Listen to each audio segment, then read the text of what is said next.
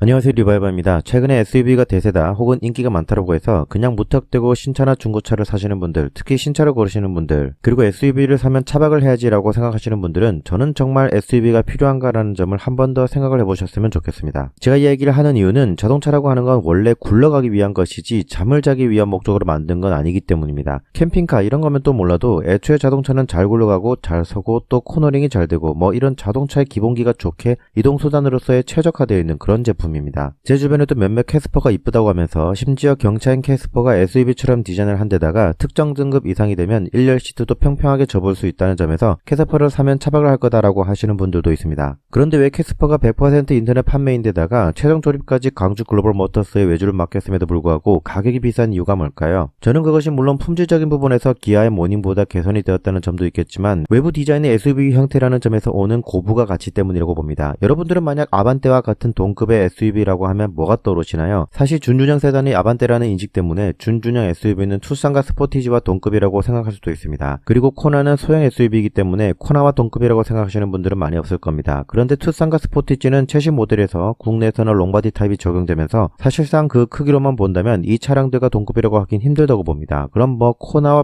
비싼급이겠지라고 생각할 수 있을 거예요. 그런데 코나와 아반떼의 견적을 비교해보시면 깜짝 놀라실 겁니다. 거의 동급으로 옵션을 구성하면 코나가 아반떼보다 대략 300만원에서 400만원 정도 더 비쌉니다. 우리가 알고 있는 코나는 분명히 아반떼보다 작은 차란 말이죠. 그런데도 300만원에서 400만원의 가치를 더 줄 만큼 우리가 꼭 사야 되는 이유가 있는가를 한 번 더 체크를 해봐야 된다는 거죠. 그럼 SUV의 특징을 알아볼 필요가 있겠죠. 첫 번째, 차고가 높아요. 그러면 시야가 세단보다는 위에서 보니까 더 넓겠죠. 하지만 그에 따른 단점도 있겠죠. 차고가 높다는 것은 결국 공기저항이 높아지고 연비가 상대적으로 낮을 수밖에 없습니다. 그리고 무게중심이 낮아지기 때문에 주행 안정성이 좀 떨어질 수가 있다라고 할 수 있습니다. 2열 시트를 접을 수 있다는 것도 SUV의 장점이지만 아반떼도 옵션에 따라 2열 시트를 접을 수는 있습니다. 유튜브에서도 CN7 아반떼로 차박하는 영상도 찾아볼 수 있어요. 심지어 제네시스 G70으로 차박하시는 분들도 있습니다. 하지만 SUV 형태가 일정 부분 차박이 유리한 점은 있겠죠. 하지만 앞서 말씀드린 것처럼 자동차는 차박을 위해서 사는 게 아니고 이동을 위해서 사는 겁니다. 자, 이게 SUV와 세단의 차이고 일반인들이 보는 시선에서는 이게 다예요. 결국에는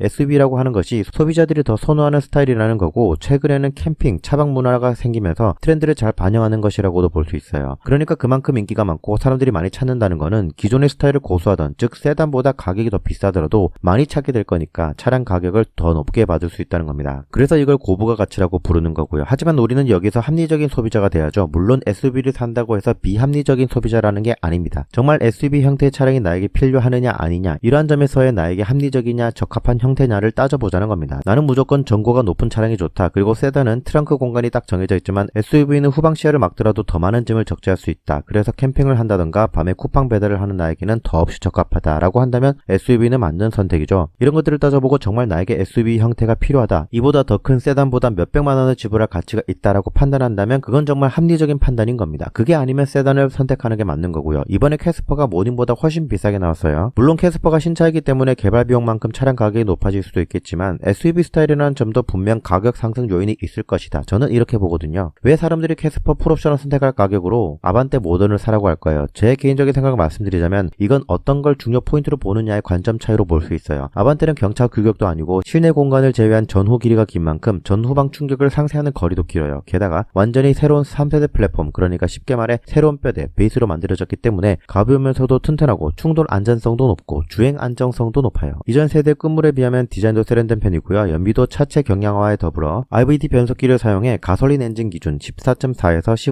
15.4km/L로 우수한 편이죠. 이제 경차가 연비가 좋다는 말은 옛말입니다. 게다가 아반떼는 에어컨을 틀었다고 출력이 크게 줄어들지는 않아요. 하지만 캐스퍼 리뷰를 보면 거의 대부분 터보 엔진을 사라고 추천합니다. 왜냐? 자연흡기 엔진은 출력이 낮아서 답답하기 때문이죠. 자, 여기까지가 아반떼의 장점이었고요. 그러니까 이것들을 제외한 캐스퍼의 장점은 무엇인가? 작으니까 주차하거나 좁은 골목길 다니기 편하고 디자인이 SUV 스타일이라 이쁘고 경차 관련 세제 혜택 등을 받을 수 있고 모던 등급에서 컴포트 옵션을 추가하거나 인스피레이션 등급을 선택하면 1, 2열 풀폴딩을 해서 차박을 하기도 좋습니다. 여기까지만 보더라도 캐스퍼는 차량의 기본기보다는 디자인과 감성 그리고 시장의 트렌드를 잘 반영했다고 볼 수 있습니다. 그러니까 어떤 것을 중요 포인트로 둘 것이고 그것이 정말 나에게 자신에게 있어서 구매 후에도 꼭 필요하고 자주 느끼게 될 포인트인지를 한 번 더 생각해보고 선택을 하는 그런 소비를 하셨으면 좋겠습니다. 저는 지금까지 리바이버였습니다. 감사합니다.